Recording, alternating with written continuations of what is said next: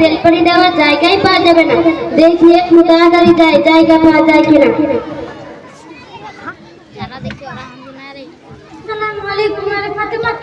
ওয়ালাইকুম সালাম। বাবার কৃপায় কোন রকম না মরে বেঁচে আছি। তুমি কেমন আছো তাই বলো। আলহামদুলিল্লাহ, আল্লাহর রহমতে খুব ভালো আছি। আচ্ছা ফাতেমা, আমি তোমাকে সালাম দিলাম, তুমি হাত উঁচু করে মুসলিমদের মতো করে বললে আলাইকুম সালাম ওয়া রাহমাতুল্লাহি, বলতে হয় ওয়ালাইকুম সালাম ওয়া রাহমাতুল্লাহি ওয়া বারাকাতুহু। আরে রাখো তোমার নছিহত, রাস্তাটা মতো মাস্টারি করতে হবে না। আমি এখন খুব ব্যস্ত, কিছু বলার থাকলে তাড়াতাড়ি বলো। হ্যাঁ, বলার জন্য তো দাঁড়িয়েছি। আচ্ছা ফাতেমা, এত রোদের সময় হাতে ব্যাগ নিয়ে মুখে মেকআপ করে কোথায় চললে? হ্যাঁ, তুমি জানো না রাজবা, আজ শুক্রবার, তাই তেল পানি নিয়ে ফিরে রোজায় যাচ্ছি।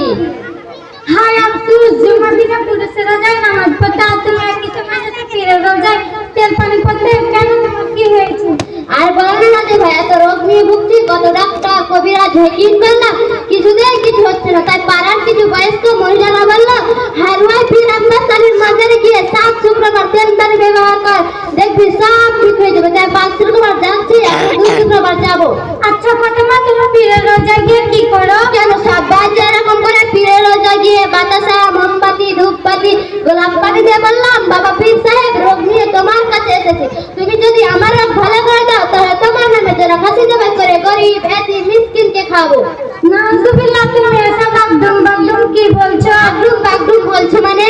এই তো তুমি বললে বাবার কৃপায় কোনো রকম না মরে বেঁচে আছি, বাবা তুমি রোগ ভালো করে দাও, এসব বলছো কেন? যা পারলাম তাই বললাম, তাতে তুমি নাউজুবিল্লাহ বলো বা যা পারো বলো।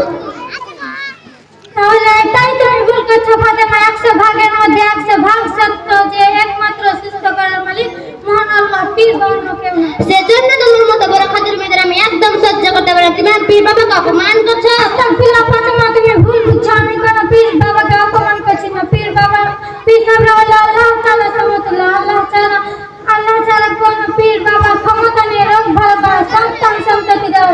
আল্লাহ রাব্বুল আলামিন কোরআনের মধ্যে বলেছেন, ইন্না শিরকা লা যুলমুন আযীম। তার মানে এর মানে হলো আল্লাহর সাথে জুলুম করা শিরক হলো সব থেকে বড় গুনাহ।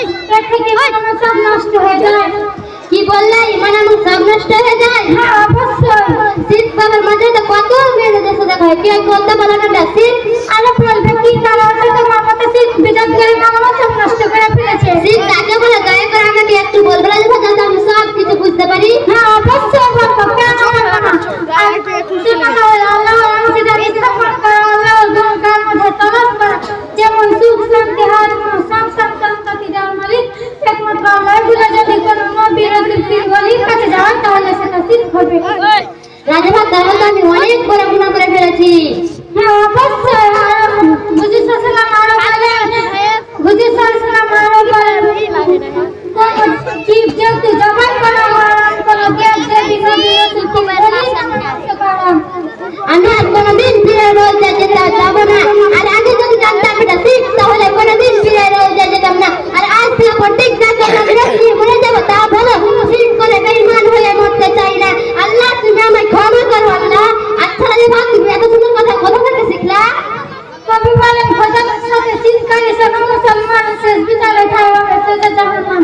হ্যাঁ, আমি সেটাই তো তোমাকে বুঝাচ্ছি ফাতেমা, তুমি শিখ বিচারে ডুবে আছো বল ফাতেমা। আচ্ছা রাজা ভাই, তুমি এত সুন্দর কথা কোথা থেকে শিখলা? আমি বাংলা শিক্ষার পাশাপাশি থানা গল্প ঝাড়বাড়ি শিক্ষার মধ্যেখানে আপনার টিচার মিশন থেকে সব শিখেছি। আমাদের মিশনের শিক্ষক শিক্ষিকারা সমস্ত রকমের ইসলামিক বিধিবিধান কোরআন সম্পূর্ণরূপে সঠিকভাবে সব শিখায়। কি সন্তান আমার কর্তব্য আছে নাকি? হ্যাঁ, অবশ্যই আছে। আমি তো শুধু জানতাম সন্তানকে ভালো স্কুলে পড়ানো, ভালো ড্রেস কিনে দেওয়া, সাইকেল কিনে দেওয়া আর স্ক্রিন টাচ ফোন কিনে দেওয়া। না ফাতেমা, পিতামাতার তো অবশ্যই কর্তব্য আছে। সন্তানকে ভালো মানুষের শিক্ষা করতে গেলে বাংলা শিক্ষার পাশাপাশি দিন শিক্ষা অবশ্যই প্রয়োজন। আর সন্তানের কর্তব্য পিতামাতাকে নমনীয়ভাবে কথা বলা, এক কথায় পিতামাতাকে কোনো রকম কষ্ট দেওয়া যাবে না। রাজা ভাই, তাহলে তো আমি অনেক বড় গুনাহ করে ফেলেছি। আর সকলেই পিতামাতার সাথে ঝামেলা করেছি আমার স্ক্রিন টাচ ফোন না কিনে দেওয়ার জন্য। আস্তাগফিরুল্লাহ ফাতেমা, তুমি জানো না নবী হাদিসের মধ্যে বলেছেন,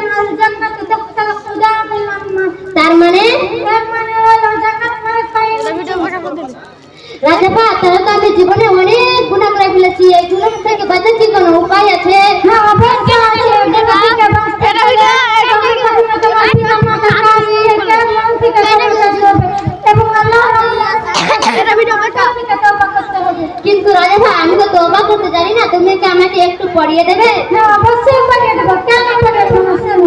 আচ্ছা ঠিক আছে। লা হাওলা লা হাওলা ওয়ালা কুওয়াতা ওয়ালা কুওয়াতা এটা কেউ কথা হবে না, এটা ওয়ালা কুওয়াতা ওয়ালা কুওয়াতা ইল্লা বিল্লাহিল আলিয়্যিল আযীম। ইল্লা বিল্লাহিল ওয়ালাদ্দিল্লিল। দেখছি আমার কিছুই পারে না, ওটা দিল্লির হবে না। আধা কথা মুখে দেখে সবাই হাসে, ওটা দিল্লির হবে না, ওটা হবে ইল্লা বিল্লাহিল আলিয়্যিল আযীম। ইল্লা বিল্লাহিল আলিয়্যিল আযীম। এই জন্য ব্রাইট টিচার মিশনের মতো মিশনগুলোতে যেতে হয়, শুধু স্কুল কলেজে যেতে হয় না। আমি ব্রাইট টিচার মিশনে যাই, তাই বলে সব শিখেছি। তুমি ব্রাইট টিচার মিশনে যাও, তাহলে সব শিখবে। আচ্ছা রাজা আমি কাল থেকে তোমার সাথে ব্রাইট ফিউচার মিশনে যাব, ও আমিও সব কিছু শিখতে চাই। কিন্তু রাজা আমি তো তোমার মতো সুন্দর করে পড়তে পারলাম না, তুমি কি আমাকে আর একবার পড়িয়ে দেবে? হ্যাঁ অবশ্যই পালিয়ে দেবো, কেন পালিয়ে দেবো না? পড়ো লা হাওলা লা হাওলা ওয়ালা কুওয়াতা ওয়ালা কুওয়াতা ইল্লা বিল্লাহিল আলিয়্যিল আযীম। ইল্লা বিল্লাহিল আলিয়্যিল আযীম।